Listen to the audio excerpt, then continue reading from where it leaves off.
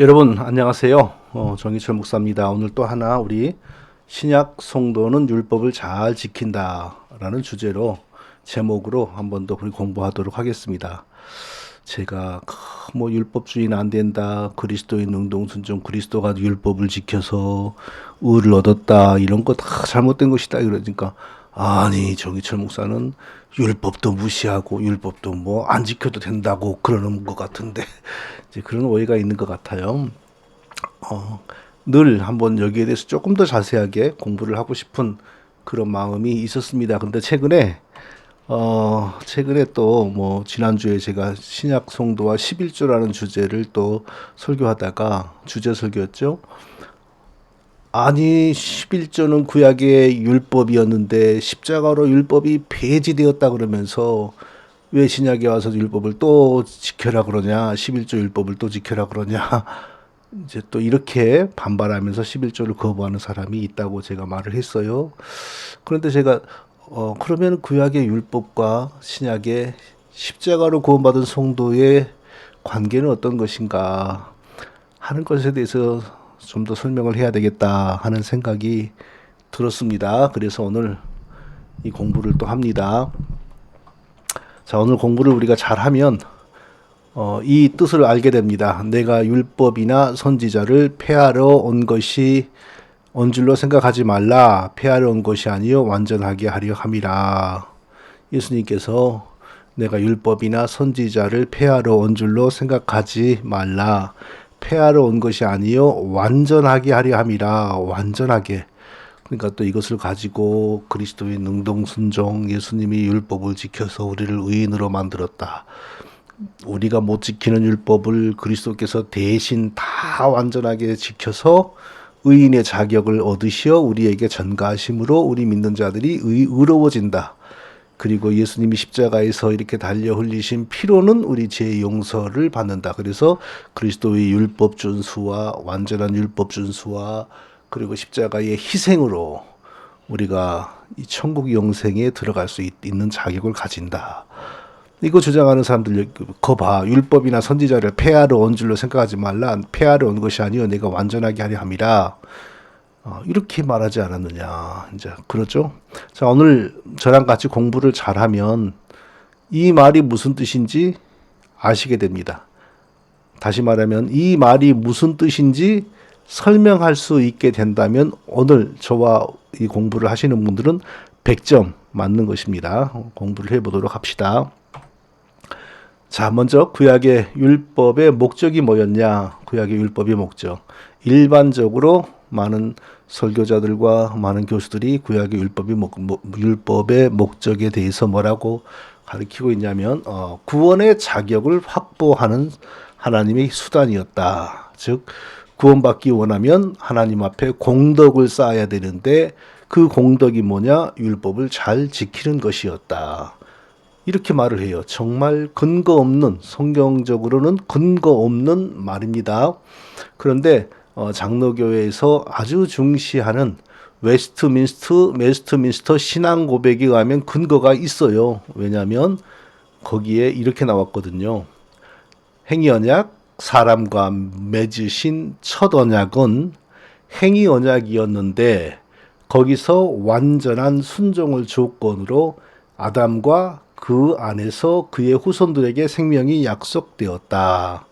사람과 맺은 언약은 행위 언약이었는데 거기서 완전한 개인적 순종을 조건으로 아담과 아담의 후손들에게 생명이 약속이 되었다. 자, 이걸 다시 말하면 아담과 아담의 후손들이 구원을 위한 공덕을 확보하면 그 공덕은 뭐냐? 완전한 순종. 근데 뭐에 대한 순종이냐? 여기는 안 나왔지만 또 다른 내용을 보면 율법에 대한 완전한 순종이 공덕이 되어 개인들의 공덕이 되어 하나님의 천국과 영원한 생명을 받을 수 있다. 그렇게 하나님과 아담이 처음에 언약을 맺었다. 그러니까 공덕에 의한 개인적 공덕에 의한 구원. 이게 바로 하나님이 우리 원래 의도하신 구원이었다는 거죠. 네. 그러면은 만에 하나 이 이론을 믿는 사람들은 만에 하나 아담이 정말 그 율법을 지키는 완전히 순종하는 공덕을 잘 수행했으면 어떻게 되냐? 아담의 몸은 처음 우리 살과 뼈로 만들어진 몸이 처음에 몸으로 만들어졌는데 그 몸은 영원히 살 수 있는 몸이 아니라 임시로 어느 정도 그러니까 공덕을 쌓을 수 있는 기간 동안 살 수 있는 몸이었다. 그런데 정말 공덕을 쌓아서 하나님의 인정을 받으면 어떻게 변하냐? 예수님의 부활의 몸, 천사들의 몸, 하늘의 영생의 몸으로 변한다. 하나님이 그렇게 하셨다. 그래서 말도 안 되는 사변 있죠. 예수님이 아담을 구원하기 위하여, 아담과 우리를 구원하기 위하여 대신 죽으시고 부활하시는 걸 보고 그렇게 추측을 하는 거죠. 그러니까 성경을 잘못 맞춘 거예요. 다른 웨스트민스터 신앙 고백이 다 좋은데 그건 완전히 꽝입니다. 웨스트민스터 신앙 고백은 다른 건 다 좋아요. 근데 그걸 그대로 믿으면은 기독교인으로 바르게 자랄 수가 성장할 수가 없습니다. 예. 그러면 우리가 질문이 있죠. 무슨 질문? 하나님의 본성, 하나님의 속성, 하나님이 어떤 분인가는 금세 뭐 이랬다 저랬다 변하는 건 아니잖아요. 아담에게 완전히 율법에 순종하는 공덕을 쌓으라. 그러면 그 공덕에 근거하여 너에게 영생을 주겠다라고 하신 하나님이라면 그 하나님의 본성과 성품은 변하면 안 되잖아요. 그리고 이후에 이제 아담 이후에 사람들에게도 너 구원받으려면 율법 지켜. 또 누구를 만나면 너 구원받고 싶어 율법 지켜. 또 누구를 아브라함을 만났어요. 아브라함 너 구원받고 싶어 율법 지켜. 율법 지키는 공덕에 근거하여 내가 너에게 영생을 줄 거야. 율법 이래야 되잖아요, 항상. 근데 구약 성경을 아무리 뒤져도 구원받은 사람들 가운데, 구약에서 구원받은 사람들 가운데 하나님으로부터 너 구원받고 싶으면 율법을 지켜봐. 율법을 지키는 공로를 내게 보여봐. 이런 요구를 받은 사람이 한 명도 없어요. 한 명도.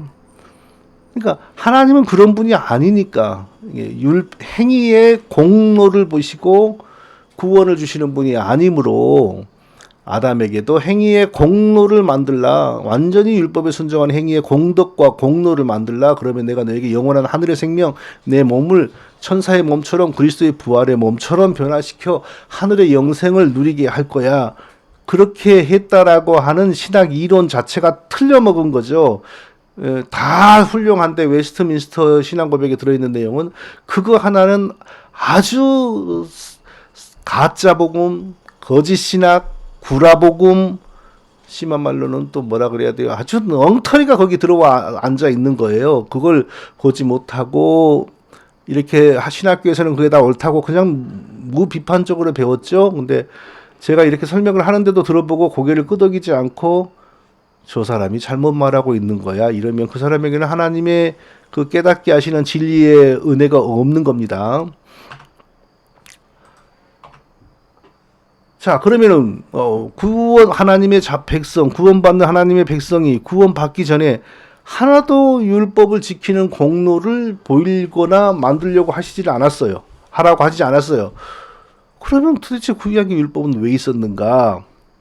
하나님이 오직 은혜로, 오직 믿음으로 선택한 사람들에게 자기를 믿게 하심으로 구원을 주시잖아요.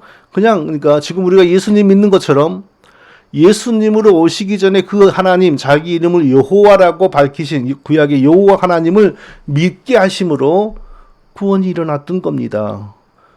예수님도 아니고 그냥 여호와 하나님을 믿었는데 어떻게 구원을 받습니까? 여호와 하나님이 훗날 성육신 하시어서 예수 그리스도로 우리에게 오셔서 십자가에 달려 죽으실 것이므로 그 여호와 하나님께서 훗날의 계획을 미리 앞당겨 적용하시는 거죠. 자기의 택한 백성들에게. 그러니까 요한복음에 보면 이사야에 대해서 말하면서 이사야가 이렇게 말한 것은 우리의 주의 영광을 보고 말한 것이라 예수 그리스도의 영광을 이사야가 봤대요. 이사야가 주여 나는 죄인이로이다 하면서 부들부들 떨었잖아요. 하나님 앞에 서서. 그때 본 그 하나님의 영광이 누구냐? 예수 그리스도였다. 왜? 그분이 성육신하여 예수님으로 오셨기 때문에. 그렇게 이제 구약에도 구원이 일어났어요. 그럼 율법은 뭐였냐? 그렇게 오직 은혜로 오직 믿음으로 구원해낸 백성들에게 아무 공로 없이 오직 믿게 하심으로 구원을 받았잖아요. 그럼 이제 그때부터 하나님 백성답게 살아야 돼요. 하나님 백성은 원래 자기를 찬송하는 거룩한 백성이어야 하므로 하나님은 바로 자기를 찬송하는 거룩한 백성을 보시기를 원하여서 자기 백성을 죽은 사람들 가운데 택하시고 자기를 믿게 하심으로 구원하셨으므로 그때부터는 이제 율법을 지켜라고 명령하시는 겁니다. 그러니까 구원받기 전에는 율법 얘기를 하나도 안 해요. 그냥 구원을 딱 받고 나면 율법을 지켜라. 내 규례와 내 법도를 지켜라.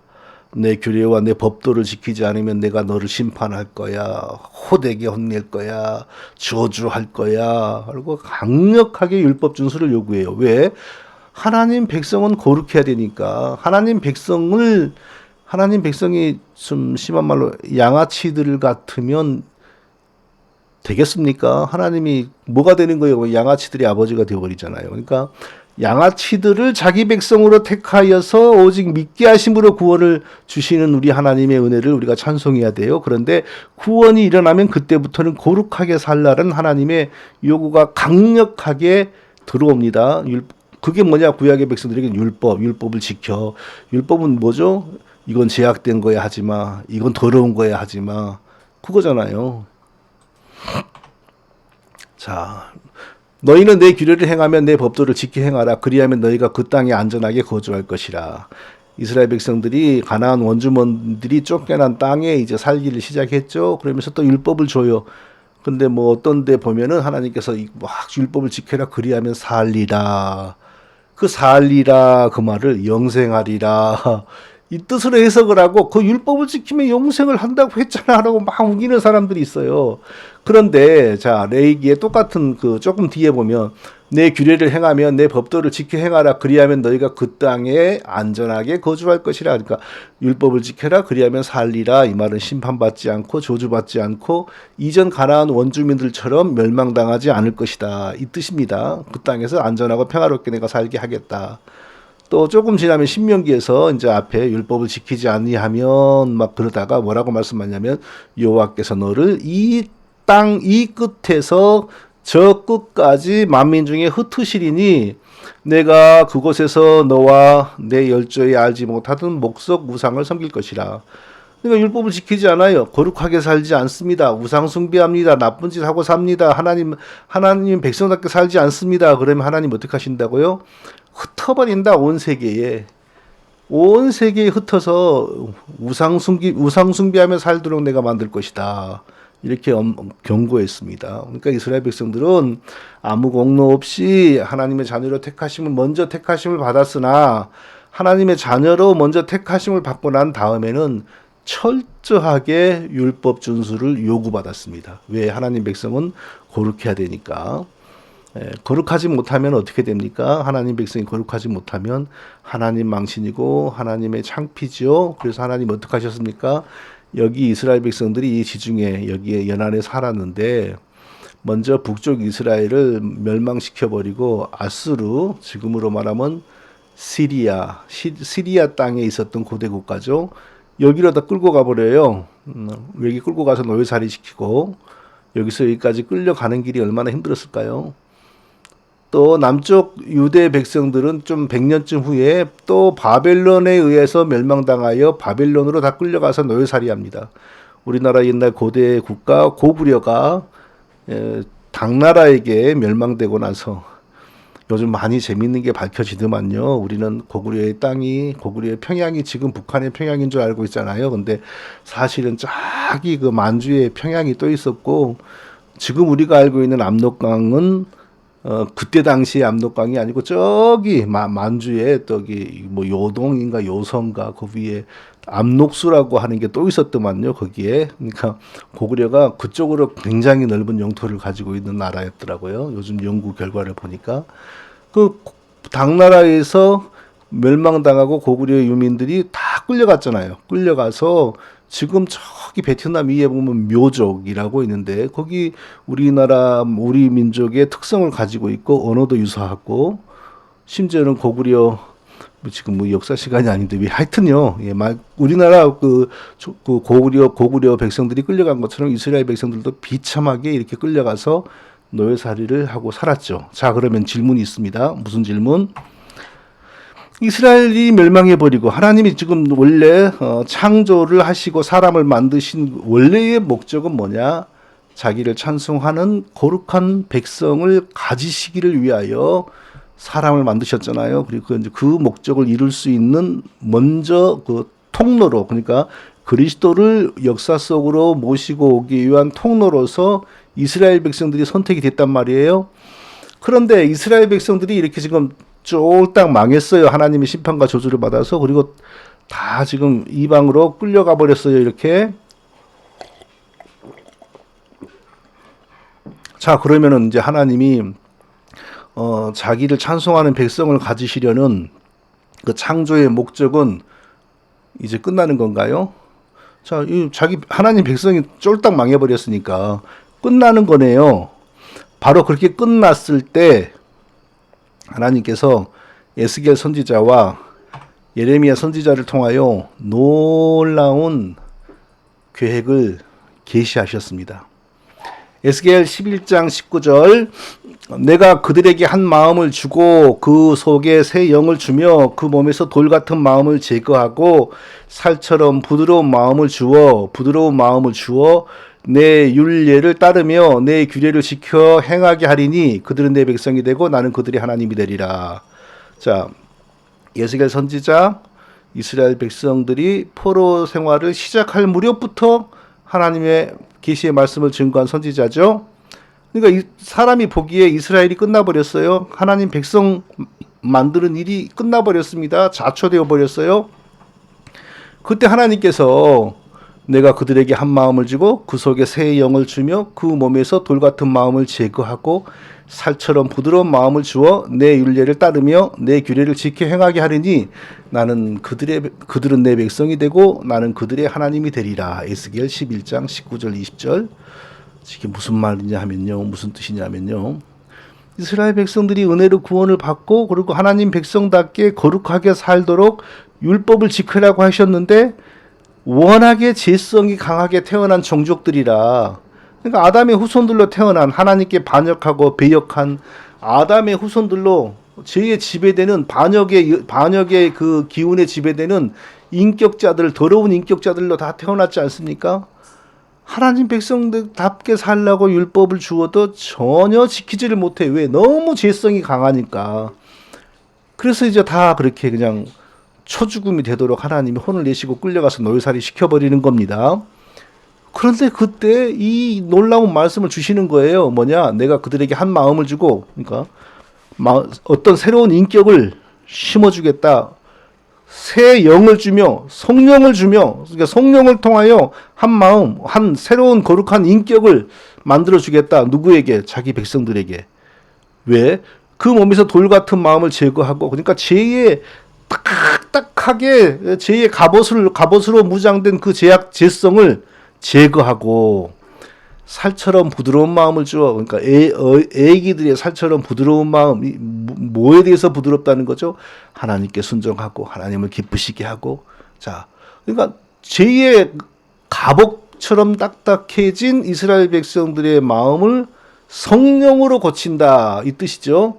그래서 그 결과 내 율례를 따르며 내 규례를 지켜 행하게 하리니, 자, 도저히 거룩하게 살게 만드는 율법을 지킬 수 없는 마음을, 제약된 마음을 가진 이스라엘 백성들뿐만 아니라 온 세계 하나님 백성들이죠. 자, 그들에게 아무리 율법을 지켜라 해도 율법을 못 지켜요. 율법을 못 지켜요. 어쩌다가 지켜봐야 율법주의로 빠져요. 율법 맨날 율법 타령만 하고 사실은 또 율법을 못 지켜요. 그러면서도. 그러니까 하나님은 그래서 지금 다 처벌했는데, 하나님이 그와 동시에 무슨 계획을 발표하시냐? 내가 그들을 율법 지킬 수 있는 사람으로 내가 고쳐주겠다. 그냥 그들의 양아치처럼 살아도 내 백성으로 삼겠다가 아니고 그들이 거룩한 삶을 살 수 있는 사람들로 내가 다시 만들어주겠다. 마음을 만들어주겠다. 어떻게? 새 영을 주며 성령을 주시며, 성령은 어떻게 우리를 새롭게 만들죠? 그리스도의 십자가의 피 흘리심의 효력과 능력과 권세를 가지고 오시는 분이 성령이거든요.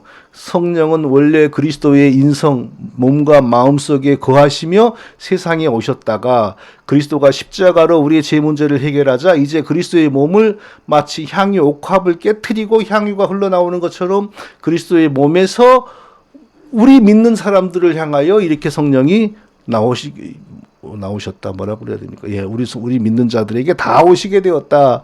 이렇게 우리가 이해를 하면 되는 겁니다. 그러니까 성령으로 우리에게 역사하셔서 죄의 조개 껍질처럼 소라 껍질처럼 딱딱해진 마음을 살처럼 부드럽게 해주시어서 내 율례를 따르고 하나님의 율법을 따르고 내 규례를 지켜 행하게 하리니 하나님의 율법을 지킬 수 있게 해주겠으니 그래서 그들은 내 백성이 되고 나는 그들이 하나님이 되리라. 얼마나 놀라운 예언인지 모릅니다. 또 거의 비슷한 시기 이스라엘 백성들이 포로 생활하고 있을 때 비참하게 살고 있을 때 예레미야 선지자를 통하여 이렇게 말씀하십니다. 그날 후에 내가 이스라엘 집과 맺은 언약은 이러하니 내가 나의 법을 그들의 속에 두며 그들의 마음에 기록하여 나는 그들의 하나님이 되고 그들은 내 백성이 될 것이라 여호와의 말씀이니라. 내가 나의 법을 그들 속에 두며 지금 하나님 백성들의 속에 있는 게 뭐예요? 온통 죄잖아요. 죄만 가득해요. 근데 하나님의 법, 율법의 내용, 거룩한 삶, 자 그렇게 가능하게 하는 힘과 능력과 능력을 그들 속에 둔다. 이것도 뭐죠? 성령이 친히 우리 속에 오셔서 우리를 하나님 백성답게 살아갈 수 있도록 만들어주겠다. 그들의 마음에 기록한다. 뭘? 나의 법을, 하나님의 법을. 그러니까 하나님의 율법을 우리들의 마음에 기록해 준다. 우리들 마음에 지금 죄만 가득해 있는데 하나님 백성들께 살아야 할 원리와 내용을 기록해 주면 우리가 그대로 살 수 있지 않겠습니까? 자, 이게 바로 비록 하나님께서 이스라엘을 다 처벌하셨지만 끌려가서 노예살이처럼 살게 만들었지만 그러나 그대로 자기 백성을 포기하지 않고 바로 이와 같이 십자가로 우리 죄를 용서하시고 그리고 죄 용서받은 자기 백성들에게 성령이 임하셔서 성령이 죄악된 마음을 부드럽게 살처럼 바꾸어 하나님께 순종할 수 있는 능력을 가지도록 자 이것을 보고 우리가 어떻게 표현하죠? 성령이 우리 속사람을 새롭게 해주신다. 이렇게 표현하죠. 옛사람으로 살지 않고 새사람으로 살게 해주신다.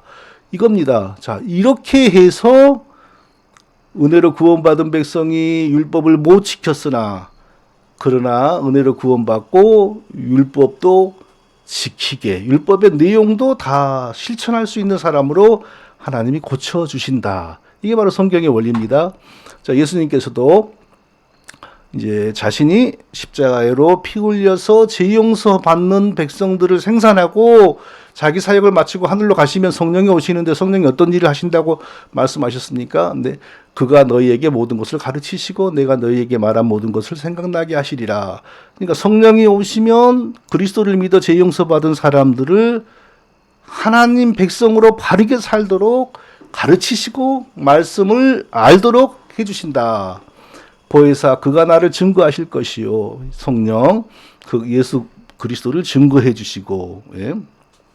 그가 죄에 대해 의에 대해 심판에 대해 책망하시리라. 성령께서 죄를 깨닫게 해주시고 의를 알게 해주시고요.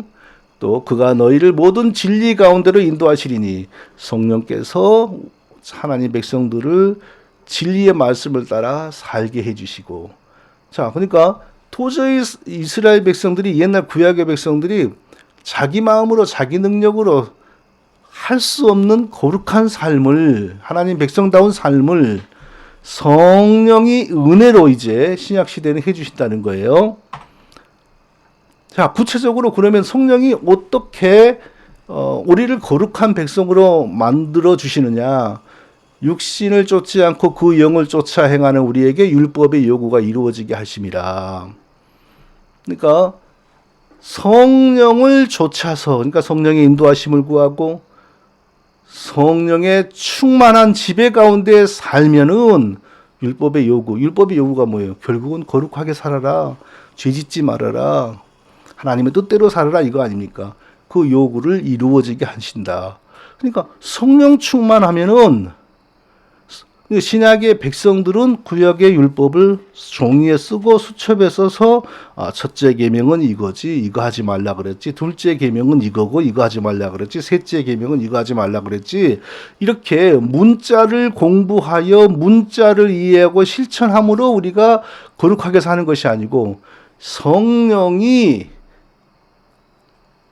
우리의 속 사람을 새롭게 하시고 죄에 아주 쩔어 있는 우리의 인격을 새롭게 해주심으로 율법이 하지 말라는 것을 안 할 수 있는 능력을 갖게 하심으로 우리가 궁극적으로 율법을 지키는 결과를 가지고 온다 이 뜻입니다. 이는 그리스도 예수 안에 있는 생명의 성령의 법이 죄와 사망의 법에서 너를 해방하였음이라. 우리가 아무리 이성으로 노력하고 애를 써도 우리 힘으로는 죄를 짓지 않으려고 해도 죄를 이길 수가 없어요. 죄의 욕망을 우리가 이길 수가 없습니다. 왜? 죄인으로 태어났기 때문에. 의인으로 태어났으면 가능하겠죠.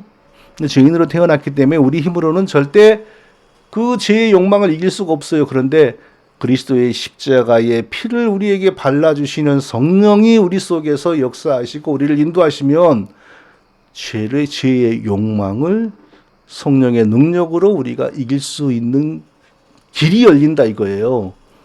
이게 바로 신약 성도가 거룩한 하나님의 백성으로 살아갈 수 있는 실질적인 원리입니다. 그러니까 구약에서는 문자로 이거 하지 마라, 저거 하지 마라, 저거 하지 마라, 100조 이거 하지 말라, 101조 이거 하지 말라, 103조 이거 하지 말라, 이거 하지 말라, 하지 말라. 아무리 하지 말라, 하지 말라, 하지 말라 해도 여기서는 하고 싶어.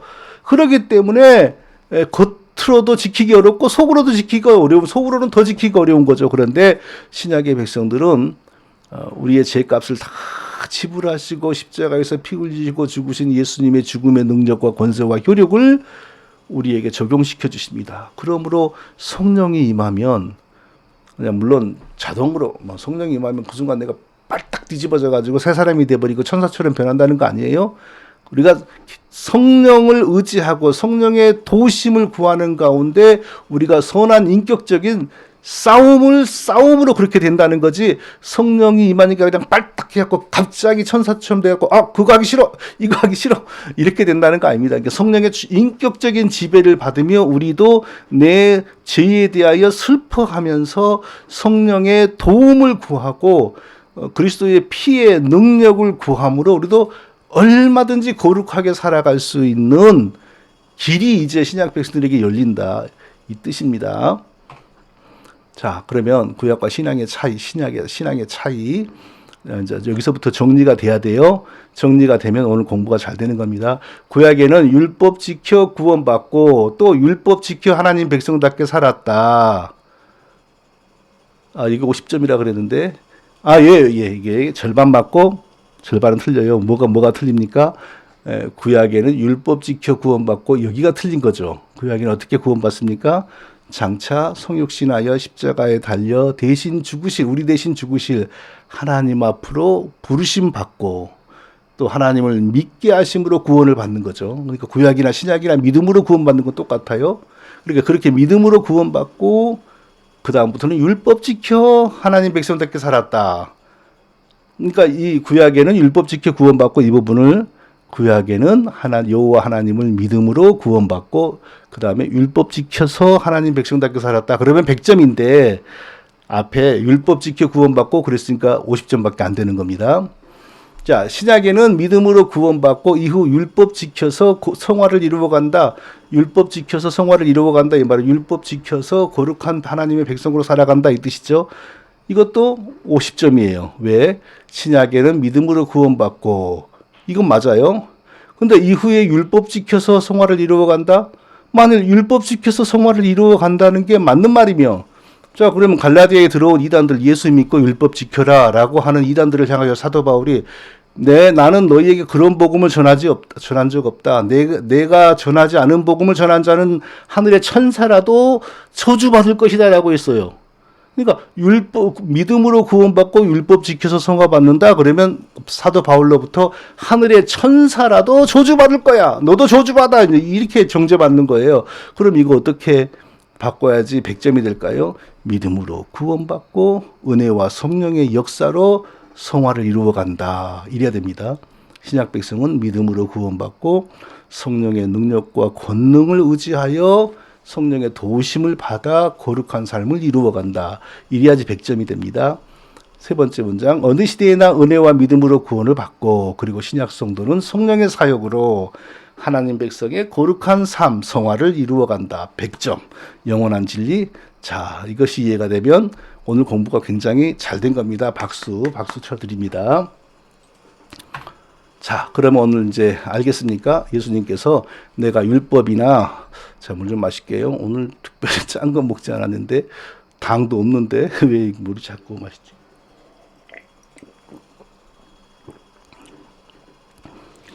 내가 율법이나 선지자를 폐하러 온 줄로 생각하지 말라.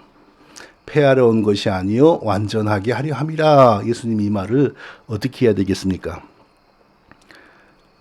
율법이나 선지자들의 가르침이 십자가로 말미암아 다 이루어졌기 때문에 어떤 율법은 이미 폐하여진 건 맞아요. 근데 예수님은 그것을 다 폐하려 온 것이 아니라 폐하려고 온 것이 아니고 완전하게 하려 함이라. 하나님 백성답게 사는 것은 구약의 백성들이 하나님 백성답게 사는 길은 율법을 완전하게 지키고 율법이 하라는 걸 다 하는 거죠. 근데 그걸 못해. 죄인으로 태어난 사람은. 쉽게 말하면 아담의 후손으로 태어난 사람들은 그걸 못해요. 왜? 태어날 때부터 제약된 인격을 가졌으니까. 예수님이 그것을 완전하게 한다. 율법을 완전하게 한다. 이건 무슨 뜻입니까? 율법대로 살지 못하는, 율법의 요구대로 살지 못하는 자기 백성들의 죄를 자기가 대신 다 받아서, 대신 다 받는다는 말은 진짜 죄가 자기에게 다 온다는 게 아니라 법적으로 죄값을 자기가 지불하여서 죄에서 벗어나게 용서받게 하시고, 그리고 성령을 자기의 이름으로, 자기의 영으로, 예수의 영으로, 예수의 이름으로 십자가의 효력과 능력과 권세를 우리에게 적용하기 위하여 성령을 우리에게 주심으로, 성령의 사역, 성령의 인도하심으로 우리의 속사람이 변하여서, 그러니까 죄악된 인격을 가진 사람이 죄에서 해방된 인격을 가진 사람으로 변함으로 성령을 의지하여 구약에서 율법이 하지 말라라고 한 것을 정말 안 할 수 있고, 그리고 문자적으로만 안 한 게 아니라, 안 하는 게 아니라 율법의 그 정신을 완전하게 이루어가면서 살 수 있게 만들려고 내가 왔다 이 뜻입니다. 그러니까 이걸 가지고 거봐라 그리스도께서도 율법을 없애려고 온 게 아니라 완전하게 하려고 왔다. 이것을 가지고 예수 믿고 율법 지켜야 된다. 그리스도도 율법을 다 지켰다. 능동순종 하는 사람들은 기독교와 성경을 잘 모르는 사람들입니다. 자, 그러면 이제 결론. 마지막, 하나님 백성의 삶의 원리인 구약의 율법은 이제 어떻게 됩니까? 구약의 율법은 이제 어떻게 되는 거예요? 자, 지금 우리가 뭐 율법 1계명, 2계명, 3계명, 4계명 이걸 다 지키고 문자적으로 씨름하지 않잖아요. 어떻게 되죠? 자, 십자가로 폐지되는 것들이 있어요. 그건 뭐죠? 특히 제사법. 자, 예수님의 십자가가 있기 전까지 오실 십자가를 암시하고 예시하였던 동물 피제사, 그런 십자가로 말미암아 완전히 폐지되었습니다. 또 무슨 절기, 오순절, 유월절, 그건 다 예수님의 오심을 예고하고 예수님을 설명하고 예수님의 십자가를 설명하는 거였죠. 그래서 구약의 절기, 십자가로 폐지되었어요. 그러니까 지금 무슨 절기를 지킨다, 무슨 제사를 드린다, 유월절을 지킨다. 지금 그걸 고집하면 이단 되는 거죠. 이단 있죠. 그렇게 되면. 자, 또 율법에는요, 그런 제사법 말고도 예를 들면 뭐 너희 집 소가 남의 집 소를 들이받았는데 소가 죽었다. 그러면 그 문제를 어떻게 해결할 거냐? 너희 집 소가 지나가는 행인을 들이받았는데 그 들이받은 행인이 허리가 부러졌다. 어떻게 해결할 거냐? 자, 하나님 백성들이 이제 부르심을 받아 살아갈 때 아직 그 인류 문명의 진보가 그때 없었죠. 그러니까 하나님이 바로 그런 사회 질서까지도 율법으로 해결을 해 주신 거예요. 그것은 세상이 발달하면서 사회가 발달하면서 세상의 법이 있어요 이제는요. 그러니까 세상의 법에 의해서 사회가 유지되는 것이지 지금도 그 율법을 의지하여서 그 법, 사회 질서가 유지되는 건 아닙니다. 근데 무슬림들이 바로 그 부분에서 무섭죠. 세상 법, 그 국가가 만든 법에 의하여 자기들의 그 삶의 질서를 유지하는 게 아니라 우리는 우리의 종교법이 따로 있습니다. 샤리아법이라고 따로 있습니다. 그래서 명예살인, 부인이 뭐 어쩐다 그러면 뭐 가정의 명예 해가면서 남편이 참수해버리잖아요, 부인을. 그리고 미국에서도 그런 일이 있었어요. 근데 그 법 막 로비하고 해가지고 형벌을 가볍게 받고 나왔어요. 예. 지금도 종교법으로 사회 질서를 유지한다 그러면 바로 그게 무슬림 사회하고 똑같은 거예요. 예. 그리고 이제 또 그 하나님 백성들의 윤리, 뭐 살인하지 말라, 간음하지 말라, 우상 숭배하지 말라. 이것은 어떻게 되죠? 문자적으로 막 이렇게 하는 게 아니고 성령의 지배받는 새로운 인격으로 그 문자적인 수준을 넘어서 그 본래의 정신까지도 지키게 되는 거죠. 안 그렇습니까? 우상 숭배, 뭐 간음, 뭐 살인, 도둑질, 그 율법에 의하면 가서 절하는 것만이 우상 숭배입니다. 그러나 진짜 예수님의 말씀에 의하면은 하나님보다 사랑하는 다른 모든 게 우상 숭배입니다. 살인, 간음, 도둑질 다 마찬가지예요. 행위가 있기 전에 마음에부터 이미 율법을 어기는 겁니다. 그러나 신약의 성도는 그런 행위뿐만 아니라 성령의 은혜로 마음으로부터 그런 죄가 일어나는 것까지도 성령의 능력과 은혜를 의지하여 이길 수가 있다.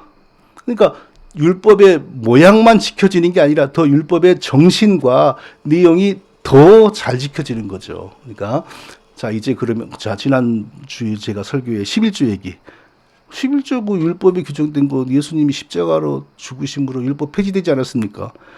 이렇게 생각해야 돼요. 자 하나님이 이스라엘 백성들의 교회를 유지하기 위하여 11조를 드리게 하셨어요. 그렇게 해야만 이스라엘 민족교회가 유지되니까. 그러면 지금은 교회가 유지되기 위하여 어떻게 해야 되겠습니까? 성령에 충만한 성도라면 말을 하지 않아도 당연히 그건 답이 나오는 거죠. 그걸 뭐 나도 제사장이니까 나에게 11조 드려라. 그 논리로 따지면 그래 당신이 제사장이니까 당신에게 11조를 줬어. 당신은 누구에게 11조를 드려야지? 생각해봐 그러면 할 말이 없잖아요 그분도. 그러니까 그렇게 문자적으로 할 것이 아니고 그리스도 안에서 구약의 율법이 신약의 성도들에게 어떻게 실현이 되는가 이것을 생각하면 우리가 다 지혜롭게 답을 낼 수가 있는 것입니다. 시간이 매우 길어졌네요. 자, 오늘 공부가 구약의 율법이 그리스도의 십자가를 통하여 우리에게 어떻게 변화되고 우리의 삶이 어떻게 달라지는지에 대해서 좋은 공부가 되었기를 바랍니다. 감사합니다. 또 뵙겠습니다.